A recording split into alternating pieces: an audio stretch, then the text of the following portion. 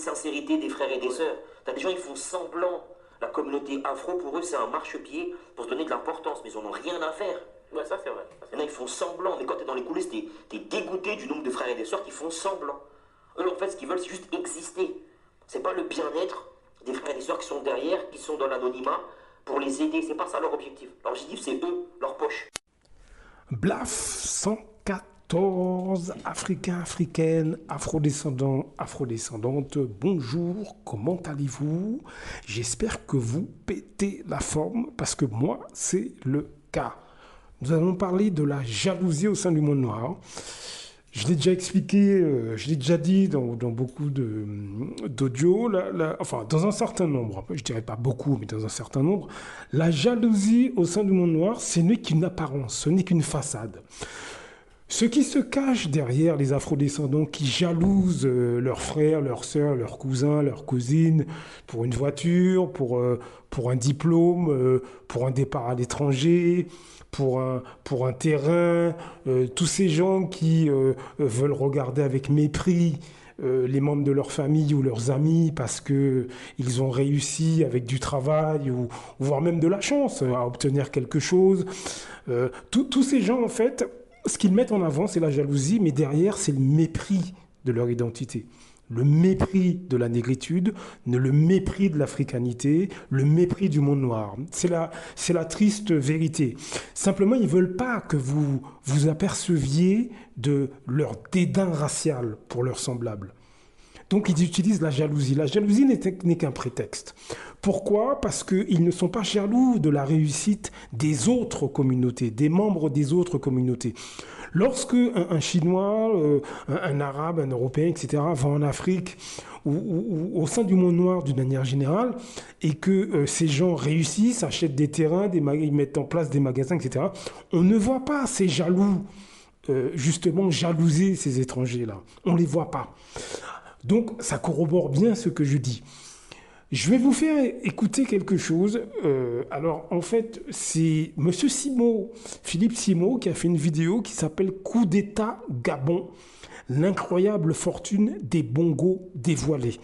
Vous allez voir que derrière la corruption, derrière la cupidité, ce qui se cache, c'est le mépris du monde noir d'une manière générale, donc là, de l'Afrique. Mais encore une fois, ce type de personnes se retrouvent dans la Caraïbe, etc., hein, partout au sein du monde noir, lorsqu'il y a des postes politiques, mais pas uniquement. Lorsqu'il y a des postes médiatisés, beaucoup d'afrodescendants, en fait, ce qu'ils éprouvent, c'est du mépris vis-à-vis des autres afrodescendants. Nous, on qualifie ça de cupidité, de jalousie, etc. Mais derrière, ce qu'il faut comprendre, c'est du mépris. Je vous fais écouter, on en reparle juste après. En 2016, lors de la présidentielle au Gabon, le président avait réuni autour de lui un parterre de journalistes pour une interview exclusive et rarissime dans le contexte africain. Autour de la table, on avait plusieurs journalistes de renom, parmi lesquels Alain Foucault, Jules Domché, par exemple. Et Alain Foucault a eu l'intelligence de lui poser une question très intéressante. Monsieur Ali Bongo, où prenez-vous votre argent? En tant que fils du chef de l'État, comment faites-vous pour avoir une fortune aussi colossale? Écoutez vous-même la réponse qu'Ali Bongo avait donnée à cette époque-là. On est en 2016. Non. Monsieur le Président, vous parlez de fortune. On ne veut pas dire que vous n'en ayez pas non plus. Mais moi, je n'ai jamais dit que je n'en avais pas, Monsieur Foucault. Et où est-ce que vous avez gagné autant d'argent? Non seulement je n'ai jamais prétendu que j'étais pauvre, j'ai dit que j'étais très confortable, et en plus, c'est pour ça d'ailleurs que j'ai décidé de même partager mon héritage avec la jeunesse gabonaise. Mais où est-ce que vous avez gagné cet argent? En faisant quoi? Mais moi, je n'ai pas toujours été aux affaires, et j'ai gagné honnêtement ma vie. J'ai gagné honnêtement ma vie. En faisant quoi? Ma femme a honnêtement gagné sa vie. Voilà. Comment un fils de président gagne honnêtement sa vie? Mais un fils de président ne peut pas faire des affaires. Un fils de président ne peut pas avoir d'activité. C'est interdit. Par quelle loi? De cette famille. Je vais vous mettre un extrait maintenant qui est très édifiant. Écoutez-le parce que chaque minute est très importante. Voilà, la fin du clan Bongo, c'est aussi la fortune qui s'est amassée. Vous allez nous parler de sommes astronomiques. Que vont devenir ces biens mal acquis? Alors, est-ce qu'on va vers un grand déballage finalement? Je vous montre une vidéo qui fait pleurer sur les réseaux sociaux au Gabon depuis hier, diffusée par les autorités. Voilà ce qu'on découvre au domicile du chef de cabinet du fils d'Ali Bongo. Vous voyez les sacs, les valises, littéralement les valises de billets. Alors c'est du franc CFA, les autorités parlent de 6 millions d'euros à peu près. C'est difficile de vérifier, mais ça vous montre à quel point la question du trésor du clan Bongo est prégnant en France, mais aussi au Gabon. Alors, estimation. Allons dans le vif du sujet. J'ai parlé de 6 millions d'euros ici. C'est vraiment le tout petit bout de la lorgnette. L'estimation de Mediapart, après une longue enquête, en 2015 était de 460 millions d'euros. Estimation en plus qui se disait honnêtement partielle et qui évoquait possiblement le milliard d'euros, peut-être même. Donc vous voyez, 1 milliard, c'est énorme. Si juste on compare, le PIB du Gabon, je regardais 20 milliards d'euros, donc on sera un 20e du PIB du Gabon, 5%, avec un salaire officiel pour Ali Bongo qui est de 15 000 euros par mois.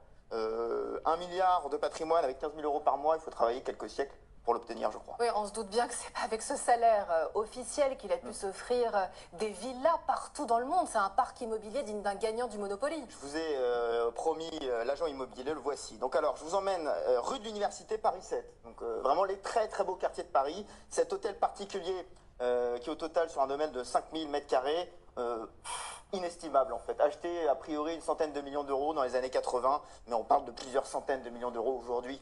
Je vous emmène dans le 16e, rue d'Aune, un autre hôtel particulier. Celui-là, il est au fond de la rue, une vingtaine de millions d'euros dans les estimations. Et puis on n'est pas qu'à Paris, parce qu'on aime bien la Côte d'Azur aussi. La Villa Saint-Ange à Nice, voilà, modeste villa, 11,7 millions d'euros. Je vous conseille d'aller sur le site de Libération ce matin, qui a essayé de cartographier les propriétés de la famille Bongo, du clan Bongo à Paris. Alors, on n'est pas dans le 20e ni dans le 18e, vous voyez qu'on a concentré tout ça dans le 16e et dans les beaux quartiers ici, 7e, 8e, un peu 6e. C'est intéressant.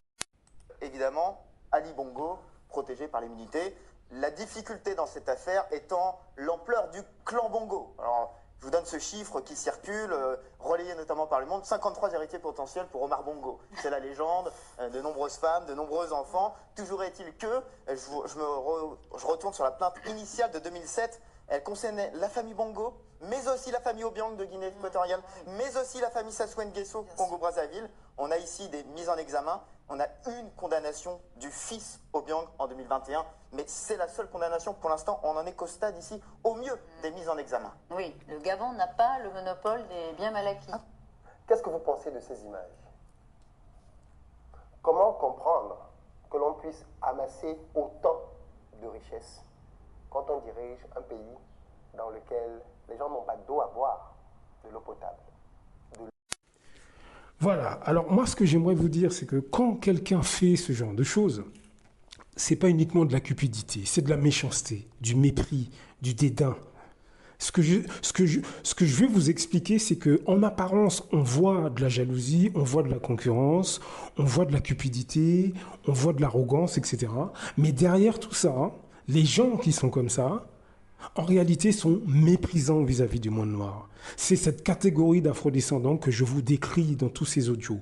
Là, j'ai volontairement pris un exemple. Là, c'est un président qui détourne l'argent de son pays. Et il y a d'autres présidents à travers le monde. Il n'y a pas que au sein du monde noir que nous avons ce type de personnes. Le problème n'est pas là. Mais comment se fait-il que ces personnes-là détournent l'argent donc de leur pays, détournent finalement ce qui appartient au peuple, et puis ils vont le dépenser dans les magasins occidentaux, dans les pays occidentaux. Ils ne détournent pas l'argent pour dépenser l'argent sur place. Non, ils détournent l'argent pour acheter des appartements à Paris ou je ne sais pas où. Des voitures, etc. Donc ça veut dire que l'argent qu'il prend, il va le donner finalement à des étrangers. C'est de la méchanceté. C'est de la méchanceté. C'est de la méchanceté. C'est pas uniquement de la cupidité. C'est ça que j'essaie de vous expliquer. Lorsque, au niveau des masses populaires, vous avez un membre de votre famille, des amis ou un collègue, etc., afrodescendant, qui est en compétition contre vous, c'est pas uniquement de la compétition ni de la jalousie. C'est de la haine raciale. C'est ça que j'essaie d'expliquer. C'est du mépris de ses semblables. Parce que les personnes qui font ça ne le font pas au sein des autres communautés. Comme je l'ai dit, ils ne font pas ça avec les membres des autres communautés. Ils font ça exclusivement avec les membres, leurs semblables. Donc, comprenez bien que ce n'est pas uniquement de la jalousie ou de la cupidité ou de la compétition ou de l'arrogance, etc. Non, c'est du mépris de sa race, c'est du dédain de ses origines. Voilà le type de personnes auxquelles nous devons demander des comptes, mais surtout que nous devons considérer ces personnes comme des malades mentaux.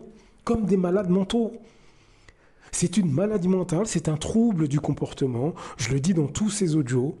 C'est un trouble du comportement. Ces gens sont déséquilibrés. Ces gens sont complètement... Ils ont un niveau d'estime d'eux-mêmes qui est très très bas et qui est à un niveau psychiatrique et ils se retournent contre leurs semblables. Voilà la réalité. Voilà la réalité. Se comporter comme ça, c'est pas un comportement normal. Vous détournez de l'argent et l'argent, finalement, vous allez le dépenser chez quelqu'un d'autre. Vous achetez des maisons dans le pays d'un autre et les maisons sont saisies par la suite, puisque regardez comment il a terminé Ali Bongo. Même ses enfants ont été mis en examen.